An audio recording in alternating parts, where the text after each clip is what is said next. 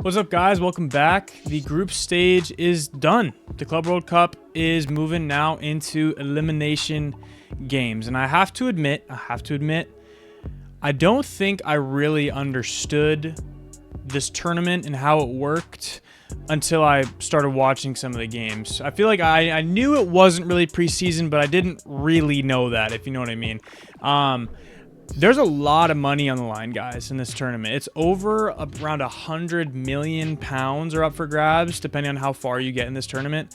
And for example, even by just advancing past this game against ES Tunis, we, I think, got around 8.8, almost 9 million pounds just for that advance. So pretty crazy money coming in just from this tournament. And I think you see that's why actually some of these teams, these big teams, genuinely care about these games compared to other games we're normally used to seeing in the summer, where of course we will see some of those later in the summer, which are your friendlies and all that. These games do actually matter because there's a lot of money on the line, and all that money can oftentimes make it break or make it happen when it comes to transfers we're wanting to do this upcoming summer and in this window.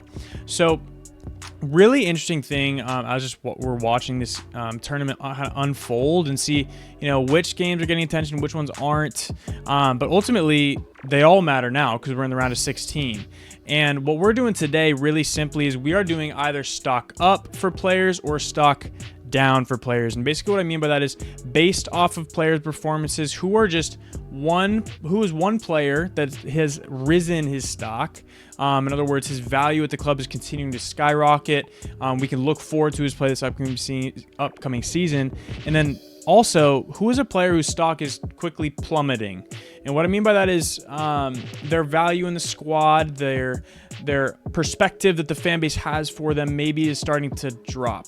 And I'm not going to try to be overly critical. I'm also not going to try to be overly reactionary just based off these 3 games we've watched thus far, because I think that's kind of dumb to do that. But what I am going to do is I am going to be realistic.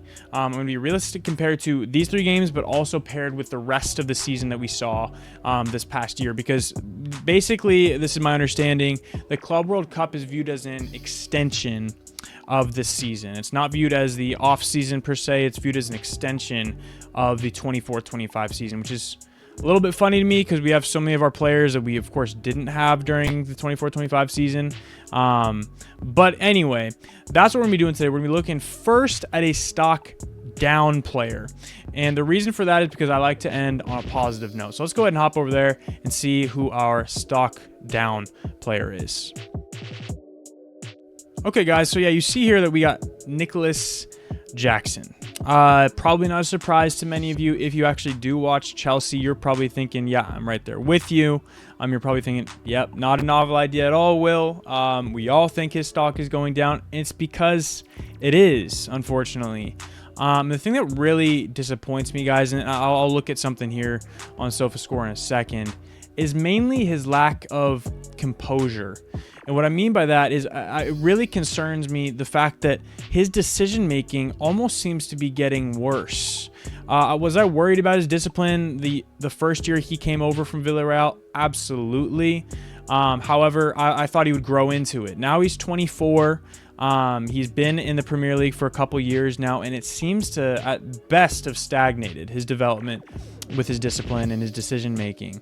So many of his other attributes are so admirable, like his ability to connect with different players, to drop into the pocket and make amazing playmaking plays, such as the play he did for Pedro Neto in the first game against LAFC. What an amazing pass that was, right? He has so many things that are redeemable about him. However, so many parts of his game are also so utterly frustrating. And that includes, for instance, his little cameo in the Flamengo game where he came on off the bench in a game where he should be worried about competing with Liam Delap, and he decides to get himself a direct red card a couple minutes after getting onto the pitch. So that's just, again, I'm not reacting just to that instance. It also goes into his last, appearances in the Premier League for us, where he also got sent off and got banned for several games, which was the rest of our top 4 challenge, and now is even going to miss the start of this next season because of that. he is self-destructing a lot, and that concerns me because the bottom line is he and Liam Delap are, I would say, on a similar echelon right now in their competition for the number 9 spot for Chelsea Football Club. But the problem is there's no type of positional battle, no kind of positional race if you only have one person on the pitch. Because basically, Liam Delap could win this race by just being on the pitch. At this point, because Nico is proving he can't stay on the pitch. He can't make the right decisions. Honestly, lately, even when he is playing, I don't think he's consistently playing that well. And that leads me what I want to show you on the graphic here that you guys are looking at. This SofaScore graphic here just says the summary of the last 12 months. If you see this right here in the middle, it should be about the middle of your screen right now. This is showing the monthly average rating on SofaScore of this player. What concerns me, guys, is out of 1, 2, 3, 4, 5, 6, 7, 8, 9, 10 months of rating, only 3 of them are green. And green is not like 8 and above. Green is 7 and above, okay? So that means 7 out of the 10 months he's getting below 7 average score rating, which is, again, that's being generous because that's taking all of his matches into account. That's not just taking the bad ones into account. So not to mention several pretty extensive injuries, which is, guys, a major concern for me. I don't know what my move would be with Nico next. I'm not saying we necessarily sell him. If we were to sell him, we need another out-and-out striker to fill that spot for him. I'm not convinced that's Ekitike, if I'm being honest. Having to pay 80+ million for a player whose profile, hear me out, reminds me a lot of Nkunku. Because hear this out. Ekitike, who's a potential replacement for Jackson, is a player who likes being a second striker, likes dropping back, making plays, kind of being that deep playmaking position, and can play off on the left. Positionally, who does that sound like? Sounds like Nkunku. And what league does he play in? The Bundesliga. What does that sound like? Nkunku, which does what? Makes me really nervous, guys. Really nervous. So anyway, I'm not convinced of the profiles we're looking at as replacements as of now. So I'm not saying we sell him, but I am saying I'm not convinced at all that Nico is going to be the starting striker for us, even as soon as the start of this season. So anyway, that's my stock down player. Let's go ahead and hop over and do our stock up and look at the bright side of things.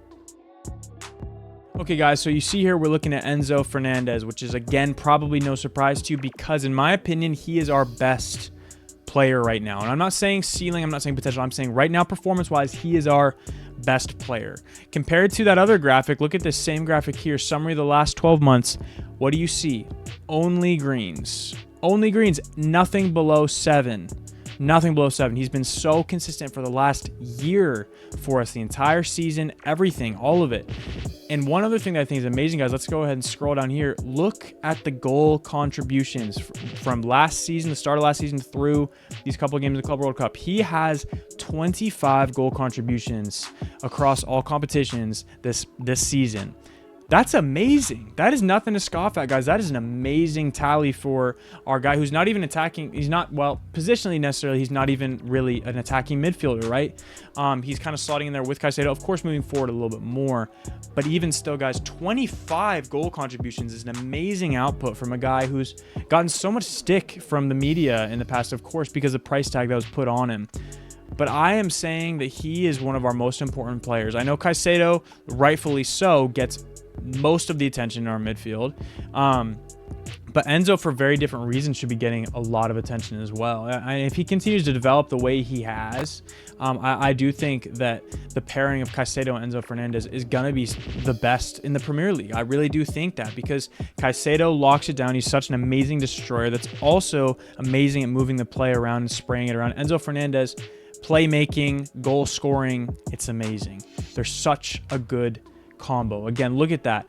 In this season, 9 goals and what is this? 16 assists. Guys, that's amazing output. Let's be happy about that. Let's look forward to that. And he's continuing to just pop off in the Club World Cup, a goal and 2 assists in 3 games. So amazing, amazing stuff. His stock is definitely rising for us compared to our stock down player, who is Nico Jackson.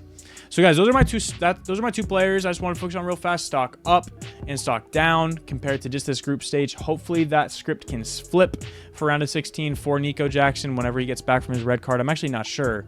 You guys should let me know down below if he gets to come back in the round of 16 or if he's continuing to get a match suspension for that. So anyway, let's go ahead and hop into one last story before we call it a day. Okay guys, so this is a story that makes me a little bit sick when I see it. And let me just read the title for it. It says, Borussia Dortmund exploring deal for Chelsea starlet Josh Achampong. And this is from the Independent UK. So let's go ahead and scroll down. And I'm just going to read real briefly this couple of sentences here to explain what's happening here. So Borussia Dortmund are exploring a deal for Chelsea's Joshua Achampong among a number of clubs monitoring his situation. The 19-year-old has been seen by the Stamford Bridge hierarchy as a prospect for the future. I'd say so. But the defender is known to want more first-team opportunities in order to progress. There's now a belief among suitor clubs that Chelsea may be willing to do business for £35 million. £35 million. So, guys, here's what I have to say. Absolutely do not sell Josh Achampong. I don't know if you watched the game against Tunis, but it's demonstrating the kind of player he is able to be. He's confident. He's really confident on the ball. He loves progressing the ball, moving forward. The more I see him, the more I'm thinking, yeah, he really is a great option at right back. I think to be deputy this season, to get a lot of minutes in all competitions, not just, you know, our throwaway games, but more of the important matches. I think Josh has progressed to an extent that he's ready for that. Again, I think his ball control, his ability to progress forward, his aggressiveness, and also his innate defensive mentality and understanding, I think means he's an amazing player, especially for his age. How many players have we seen in the fullback position that have been shipped out too early that we could be using right now? Lewis Hall, Tino Livramento, so many different players, guys, that we shipped out because we needed the money, and I get it, you can't keep everybody. But here's my thing. We need, I think, two deep in both our fullback positions. They're important positions that get a lot of responsibility are put on. Who's behind Marc Cucurella? I hated when Levi Colwill was there, so we have nobody else. So Malo Gusto has to deputize for Marc Cucurella. So then who is deputizing for Reece James? It's got to be Achampong. Makes no sense to sell him. Keep him, and I'm sure this is a headline because I'm sure Dortmund is looking into it because we're hoping to get Jamie Gittins. So I think that's just going to be a rumor. I hope it flies over. I hope none of that happens, but just wanted to get out in front of you because it's something I ran into today. All right, guys, so that does it for our video today. It was fun just doing a little brief stock up, stock down check-in from the group stage of the Club World Cup. I am curious who you think will progress in this next round of 16. Do you think we'll get the win against Benfica? If so, what do you think the scoreline will be? Leave that down below. And also, guys, if you don't mind, it's hugely helpful to me and helpful to the videos getting out to more of the public. If you like this video, and also if you subscribe and set up notifications, we're releasing stuff every week, and I'd love for you guys to join the community. It's a super fun time here at Blues Nation. I'm just continuing to build this from the ground up, and I'm excited also for this next season coming up, which is going to come way quicker than we all think. So, guys, let's continue to enjoy this football we get to watch together this summer. Enjoy the extra competition, even though I'm sure the players aren't enjoying the extra competition. We get to enjoy it as the viewers, and let's just continue to support our Blues.